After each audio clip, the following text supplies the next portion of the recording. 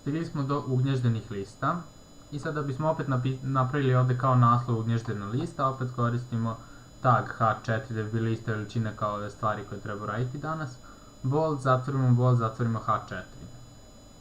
Ugnježdene liste nemaju nikakve svoje posebne tagove, nego se sastoji iz kombinacije tagova. To jest vi otvorite, naprimjer vidimo da nam je ovde glavna lista zapravo numerisana, 1, 2, 3, 4, 5.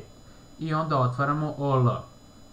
Nemamo nikakve posebne zahteve da počinje od nekih, naprimjer velikim slovima, malim slovima, rimskim brojevima.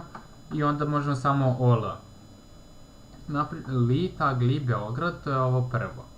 I posle toga mi ne želimo da nam ide odmah dva Novi Sad, nego želimo da napravimo novu listu koja će se sastojati iz opština koje se nalaze u Beogradu.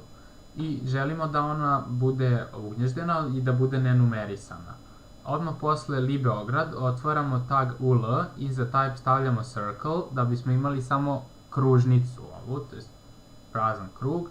Type circle, tag li Stari grad, tag li Savski venac, tag li Zvezdara, tag li Vračar, tag li Palilula i zatvorimo ovu nenumerisanu listu, zatvorimo tag UL i onda nastavimo dalje normalno. Otvoren tag li za Novi Sad, otvoren tag li Niš, otvoren tag li Valjevo, otvoren tag li Smederevo i završili smo svoju listu i zatvorimo OL, odnosno zatvorimo numerisanu listu i to je to.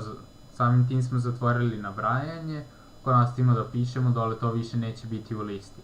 Zatvorimo body, zatvorimo HTML i tako smo završili svoje nabrajanje, to je kao ovu vežbu i pravljanje web sajta. Ovde ovako otvorimo, vidimo ovde 1, 2, 3, 4, hleb, mleko, voće, definiciona lista i tu je ugnježdena lista. To je to.